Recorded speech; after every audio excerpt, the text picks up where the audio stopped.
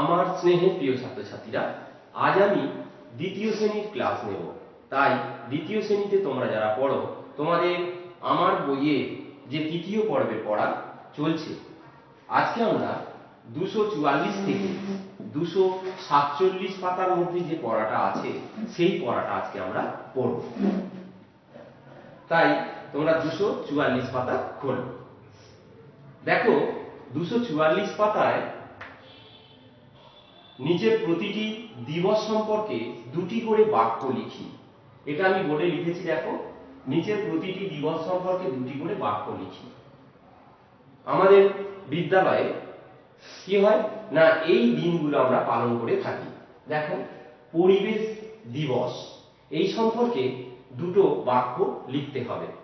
প্রথমে আমাদেরকে জানতে হবে পরিবেশ দিবস কবে পালন করা হয়। তোমরা জানো, আমি বলছি 5ই জুন। প্রত্যেক বছর 5ই জুন পরিবেশ দিবস পালন করা হয়। পরিবেশ সম্পর্কে, পরিবেশকে ভালো রাখার জন্য এই বিশেষ দিনটিকে বেছে নেওয়া হয়েছে। তাহলে কোন দিনের কথা বললাম? 5ই জুন।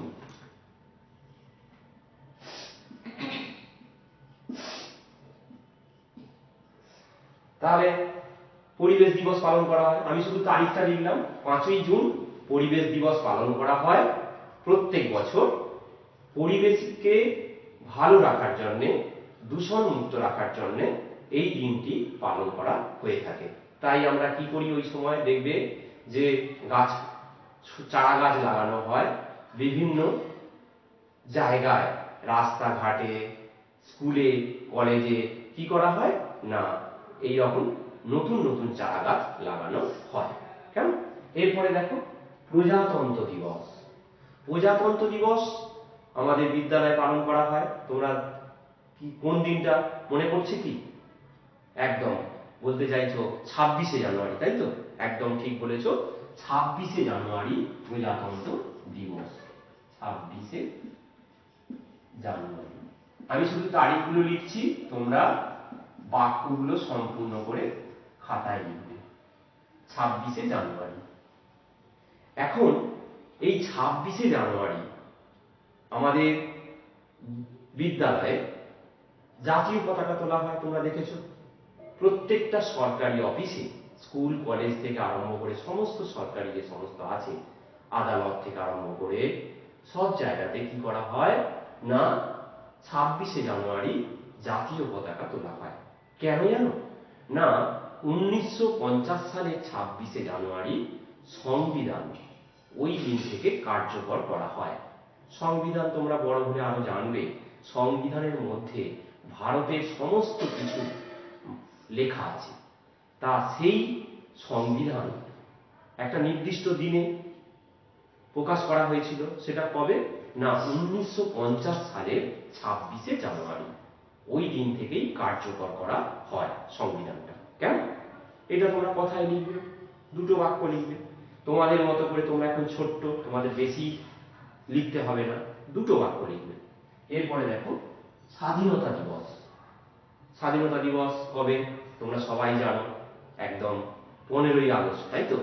15ই আগস্ট স্বাধীনতা দিবস। 15ই আগস্ট।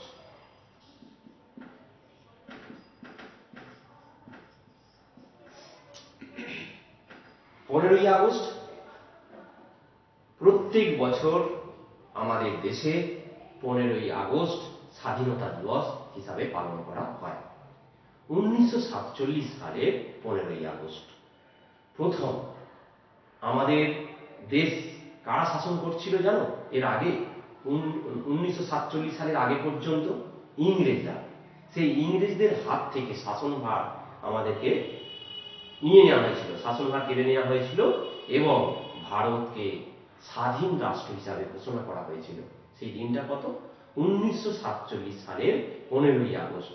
ওই দিন কি করা হয়, প্রত্যেক জায়গায়, স্কুল কলেজ থেকে আরম্ভ করে সমস্ত সরকারি অফিস, এমনকি ক্লাব, বিভিন্ন সংগঠন, এই সব জায়গায় কি করা হয়, জাতীয় পতাকা তোলা হয়। সকালবেলা তোমরা স্কুলে এসে আমরা কি করি, সবাই মিলে জাতীয় পতাকা তুলি। কেমন? আর এই 15ই আগস্টের পর থেকে ভারত স্বাধীন রাষ্ট্র হিসাবে পরিচিতি লাভ করে। কেমন? 1947 সালে 15ই আগস্ট। তাহলে তোমরা দুটো বাক্য, আমি এতগুলো বললাম, সেখান থেকে দুটো কথা ভালো করে লিখবে। এরপরে আসছে শিক্ষক দিবস। শিক্ষক দিবস কবে? না, 5ই সেপ্টেম্বর।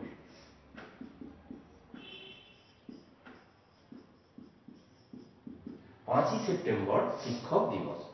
প্রত্যেক বছর এই 5ই সেপ্টেম্বর শিক্ষকদের সম্মানার্থে শিক্ষক দিবস পালন করা হয়। আরো জানো, এই শিক্ষক দিবস হচ্ছে সর্বপল্লী রাধাকৃষ্ণন আমাদের দেশের দ্বিতীয় রাষ্ট্রপতি ছিলেন। সর্বপল্লী রাধাকৃষ্ণনের জন্মদিন 5ই সেপ্টেম্বর। ওনার গুণমুগ্ধ শ্রোতারা, ছাত্রছাত্রীরা ওনার রাষ্ট্রপতি হওয়ার সময় ওনার কাছে গিয়েছিলেন। তখন উনি বলেছিলেন যে আমার জন্মদিনকে ঘটা করে পালন করতে হবে না, শিক্ষকদেরকে সম্মান দেওয়ার জন্য কি করলেন, উনি বললেন যে 5ই সেপ্টেম্বর শিক্ষক দিবস হিসাবে পালন করা হোক। সেই থেকে ওনার কথা মতো আমাদের দেশে 5ই সেপ্টেম্বর শিক্ষক দিবস হিসাবে পালন করা হয়। তাহলে রাষ্ট্রপতি কার কথা বললাম? সর্বপল্লী রাধাকৃষ্ণন। উনি আমাদের ভারতের দ্বিতীয় রাষ্ট্রপতি। আরেকটাও কথা মনে রেখো, প্রথম উপরাষ্ট্রপতি উনি হয়েছিলেন। উনি একজন বিশিষ্ট দার্শনিক ছিলেন এবং অধ্যাপকও ছিলেন, স্বনামধন্য অধ্যাপকও ছিলেন। কেমন? তাহলে তোমরা দুটো কথা লিখবে। এরপরে আসছি শিশু দিবস।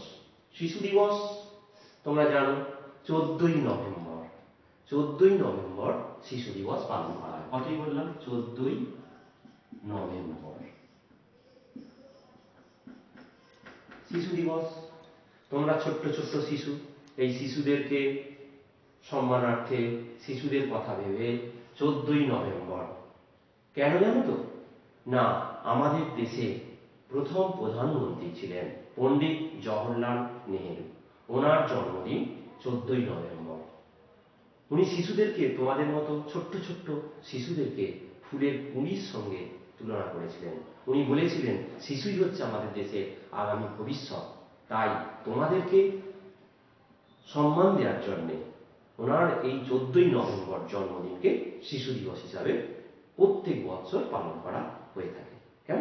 আমাদের দেশের প্রথম স্বাধীন প্রথম প্রধানমন্ত্রী পণ্ডিত জওহরলাল নেহেরু, ওনার জন্মদিন 14ই নভেম্বর। সেই দিন থেকে কি শিশু দিবস পালন করা হয়। কেমন? এই মোটামুটি। এরপরে 6টা দেখো, বিদ্যালয়ে অরণ্য সপ্তাহে কি কি করা হয় তা নিয়ে কয়েকটি বাক্য লেখো। অরণ্য সপ্তাহ, আমাদের রাজ্যে অরণ্য সপ্তাহ পালন করা হয় 14ই জুলাই। প্রত্যেক বছর 14ই জুলাই অরণ্য সপ্তাহ। অরণ্য মানে কি? বন, তার মানে গাছের কথা চলে আসছে। গাছকে নষ্ট না করার জন্য, গাছকে সুরক্ষিত রাখার জন্য এবং পরিবেশকে আরো কি হচ্ছে উজ্জীবিত করার জন্য, দূষণমুক্ত করার জন্য প্রত্যেক বছর এক সপ্তাহ ধরে 14ই জুলাই থেকে অরণ্য সপ্তাহ পালন করা হয়। এক সপ্তাহ ধরে ওই সময় প্রচুর গাছপালা দেখবে লাগানো হয়। ওই সময় কি হচ্ছে? বর্ষাকাল। ওই বর্ষার সময় প্রচুর গাছ সব জায়গায় দেখবে, স্কুল কলেজ রাস্তাঘাট যত্রতত্র কি হচ্ছে? চারা গাছ লাগানো হয়। অরণ্য সপ্তাহ পালন করা হয়, আমাদের বিদ্যালয়ে পালন করা হয়। কেমন? তাহলে এই সম্পর্কে তোমরা লিখবে, অরণ্য সপ্তাহ সম্পর্কে। এখানে পরের পাতায় চলে এসো।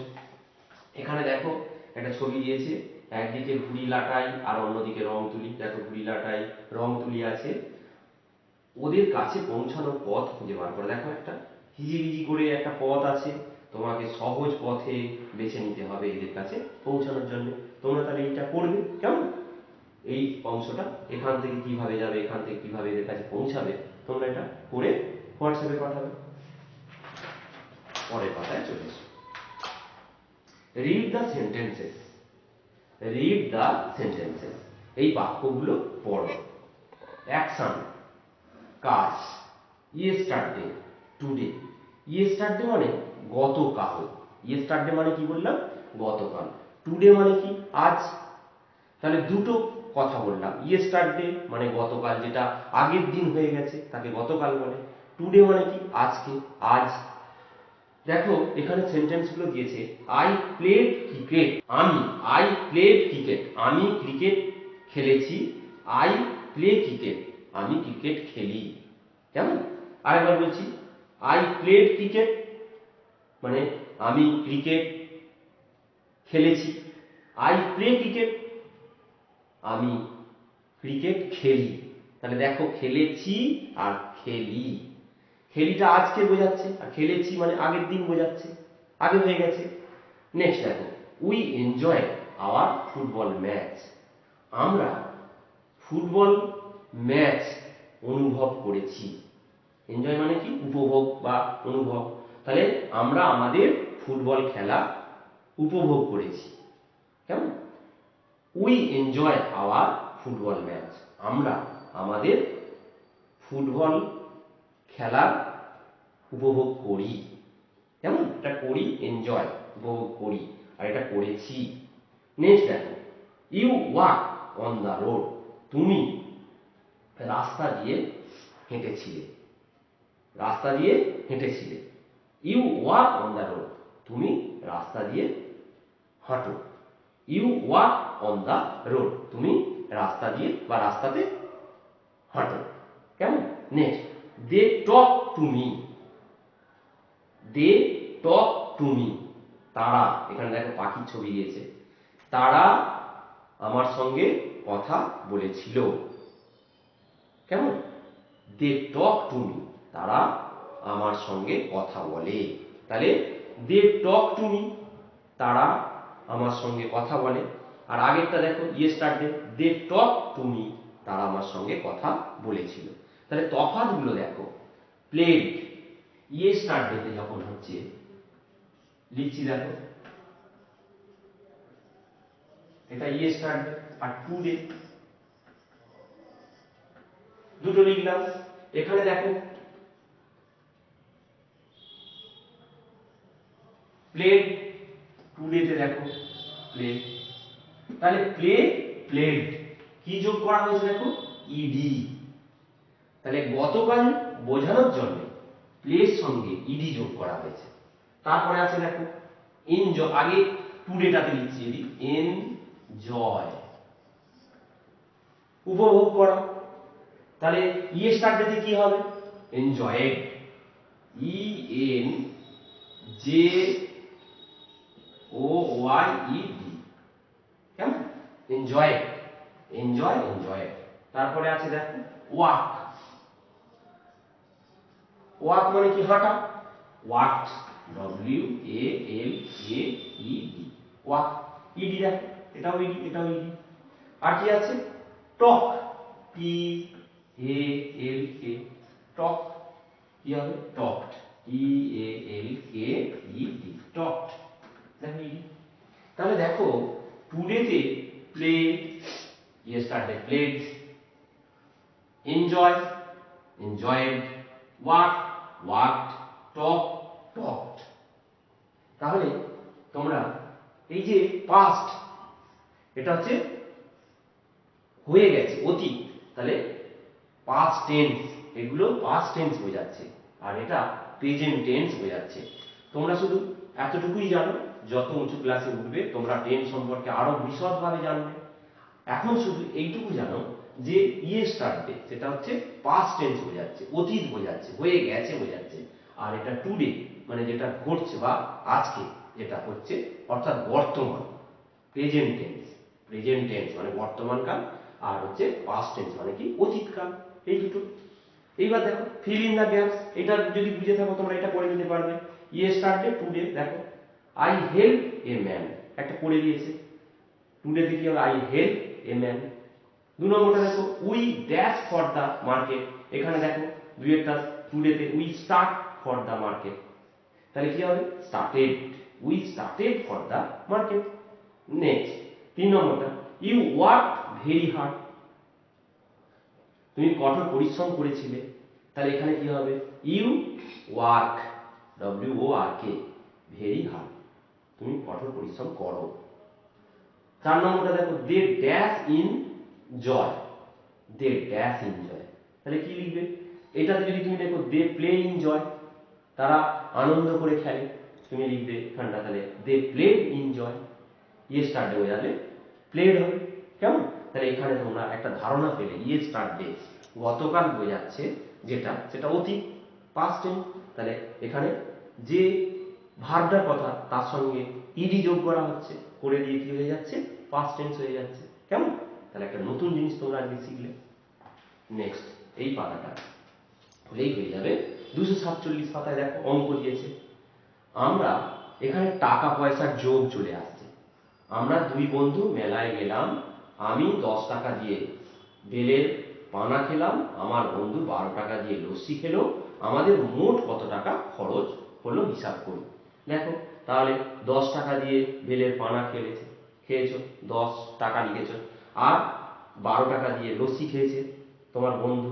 এবার দুটো যোগ করবে, তাহলে দেখো টাকা লিখলাম 10 টাকা আর হচ্ছে 12 টাকা, এই দুটো যোগ করো, 0 আর 2 যোগ করলে কত? 2, 1 আর 1 2, যোগ করলে 2, তাহলে 22 টাকা। দুজনে মিলে মোট কত টাকা খরচ করেছো? 22 টাকা। পরেরটা দেখো, এক কাপ চায়ের দাম 4 টাকা 50 পয়সা, আর একটা বিস্কুটের দাম 1 টাকা 50 পয়সা। এক কাপ চা ও একটা বিস্কুটের দাম কত হিসাব করো। এখানে টাকা পয়সা দুটোই আছে, তাহলে তোমরা কি করবে, টাকা পয়সা দুটো ঘর করো, টাকা পয়সা। এবার টাকার ঘরে লেখো 4 টাকা 50 পয়সা, আর 1 টাকা বিস্কুটের দাম 50 পয়সা, দুটো যোগ করো। এমনি যেমন সাধারণ যোগ, 0 0 যোগ করে 0, 5 আর 5 যোগ করো, কত হবে? 10, 10 এর 0 হাতে 1, ওই একটা এই টাকার ঘরে চলে এলো, তাহলে 4 আর 1 5 আর 1 হাতে কত হলো? 6, তাহলে 6 টাকা 0 0 পয়সা। এবার তোমরা এই দুটো করে নেবে। কেমন? এইটা আর এইটা, এগুলো তোমরা নিজেরা পারবে, আমি দেখিয়ে দিলাম, টাকা পয়সার যোগও শিখে গেলে তোমরা। তাহলে এই পর্যন্তই আজকে তোমাদের, এখানে শেষ করছি তোমাদের পড়া। কেমন? তোমরা যে কাজগুলো দিলাম এগুলো করে বিদ্যালয়ের হোয়াটসঅ্যাপ গ্রুপে পাঠিয়ে দেবে, আমি দেখে নেব। কেমন? তাহলে আজকের ক্লাস এখানেই শেষ করছি। তোমরা সবাই খুব ভালো থেকো, সুস্থ থেকো, সাবধানে থেকো।